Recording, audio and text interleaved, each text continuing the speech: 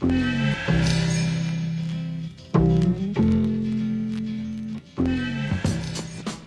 plus pris conscience que j'avais un corps de base.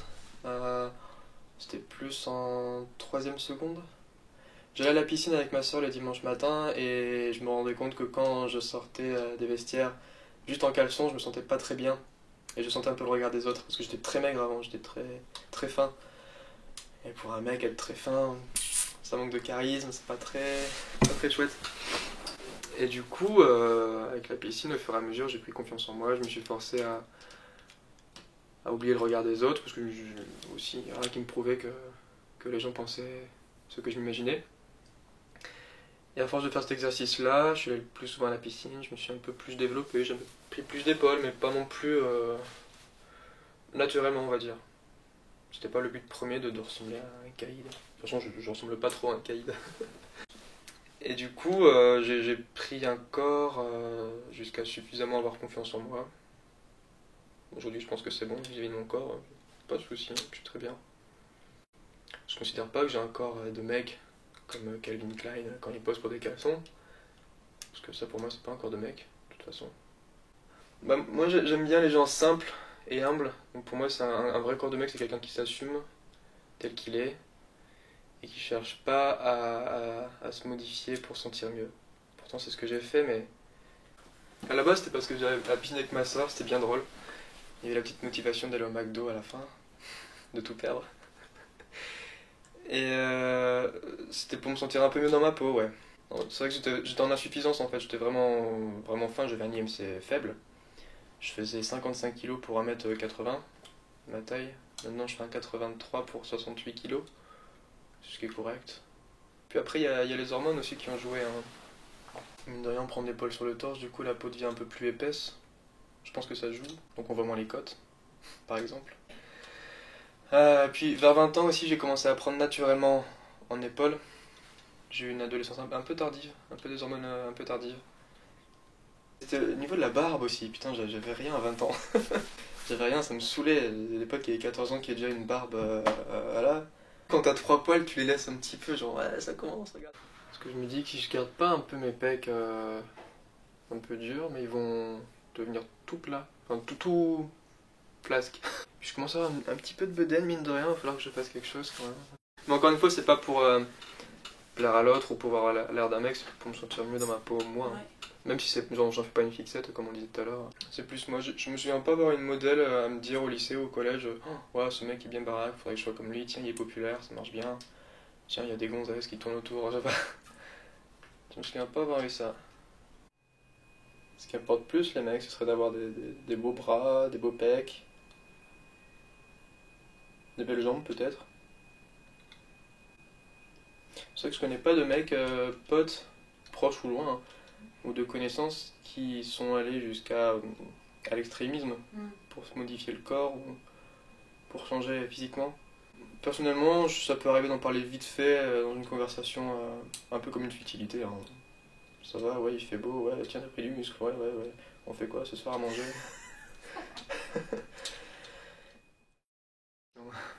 Qu'est-ce que c'est être un mec? Pouf. Être un mec. J'ai du mal à répondre à la question parce que, comme à la question être une femme, c'est quoi être une femme? Il y a le fameux discours qui nous pousse à être fort, viril, nanana, tenir les portes aux femmes, ce genre de choses.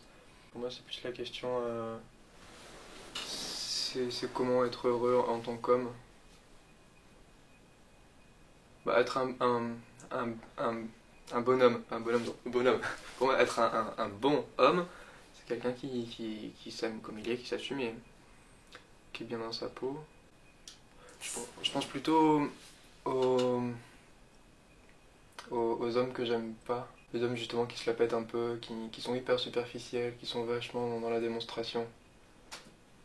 Bah, je pense tout l'inverse au final. Je pense qu'il faudrait justement rester humble. Franchement, la simplicité et l'humilité, c'est vraiment quelque chose que j'aime beaucoup chez les gens, autant chez les hommes que chez les femmes. Hein. J'ai remarqué que j'avais cette petite fierté quand même, quand je présentais une copine à des copains. Il y a une petite fierté quand même. Je me rappellerai toujours. Ah, c'était au lycée ça. C'était au lycée, je me souviens.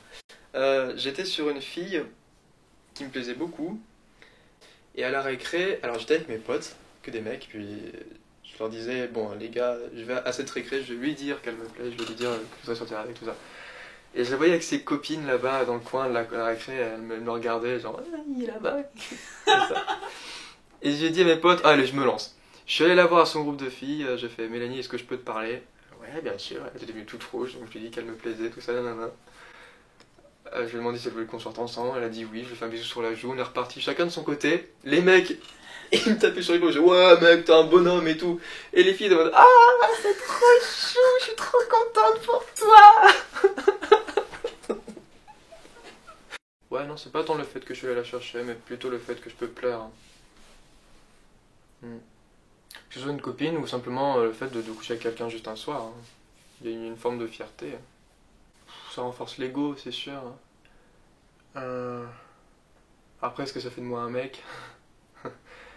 Je sais pas, mais on se sent vivant dans ces moments-là, on se sent quelqu'un.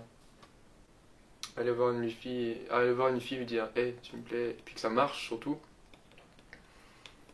Ça te met une place, ça te donne une place particulière dans la bande quand même. Le mec qui réussit, quoi. Ouais, je suis passé à côté de pas mal de choses parce que justement, des filles s'intéressent à moi, mais je m'ai passé complètement au-dessus, quoi. Je m'étais absolument pas rendu compte. Parce qu'on n'a pas les mêmes façons de le montrer, peut-être, je sais pas. Ou je leur ai demandé est-ce que ça aurait été possible, si un jour on aurait pu être ensemble. Elle fait ouais, bah au début, ça aurait carrément pu le faire. Hein. Ah bon? Bah ouais, je le montrais, mais. Ah bon? Bah oui, tu sais, quand on allait prendre des cafés et tout. Pour moi, c'était amical. Eh non! Du coup, accepter de l'aide, c'est accepter aussi que t'es dans la faiblesse et que quelqu'un est là pour justement te relever. Pas besoin de faire face à ses problèmes aussi, peut-être. Parfois, c'est pas facile, mine de rien. Alors que c'est con, hein, on a tous besoin d'aide. Puis des fois, il y a un côté aussi où limite ça te fait du bien d'être mal à la fin. Enfin, je veux dire, parce que t'es tranquille. Et comme je suis plutôt solitaire, puis aussi avoir de l'aide, c'est impliquer les autres, leur demander un effort, du temps, leur consacrer un peu d'énergie. J'ai pas trop envie de ça, j'ai pas envie qu'ils se fatiguent. Je me dis que je peux aller mieux moi-même, tout ça c'est dans ma tête, je peux me gérer. Pourtant c'est con parce que si on dit je peux me gérer, je gère, je fais des efforts. Justement, si tu essaies de faire des efforts, c'est que t'es pas en train de te gérer. Si tu te gérais, tu devrais pas être en train de te gérer, si tu vois ce que je veux dire. Il y en a aussi qui envoient des signaux de détresse comme des petits messages subliminaux comme ça, comme des petites piques, comme des petites fins de phrases. J'en ai connu un comme ça, en tournant tout le temps autour du pot, tu sais, pour qu'on vienne vers lui après coup. Mais c'est pas la meilleure des techniques, puisque après coup, quand il me disait ah non, mais en début d'année, c'était en septembre qu'il me disait ça, en début d'année, ça allait vraiment pas. Je voulais te le faire comprendre, mais tu le voyais pas. Ah bon? Bah ouais, tu sais, quand je partais en disant ça, ou quand je rentrais du taf comme ça. Et puis du coup, il a des attentes face à cette demande, des attentes qu'il aimerait avoir comblées de la part de son entourage. Mais comme son mode de communication n'était pas le plus efficace, bah, il était forcément un peu déçu de son entourage. La masculinité, c'est pas seulement être beau, fort, charismatique. C'est avant tout quelqu'un qui s'assume, je pense. Un bonhomme. En deux mots, c'est ça. Un bonhomme, c'est quelqu'un qui s'assume, je pense. Ne pas se fier au jugement des autres. S'écouter, très important. Rester simple. Ne pas tomber dans l'apparence. Être heureux à sa manière. S'éclater. Écouter du punk, manger des kebabs. Non, ça c'est le petit bonus. C'est un peu l'idée de je suis bien à ma manière, et si ça te plaît pas, bah tant pis. C'est un peu punk au final.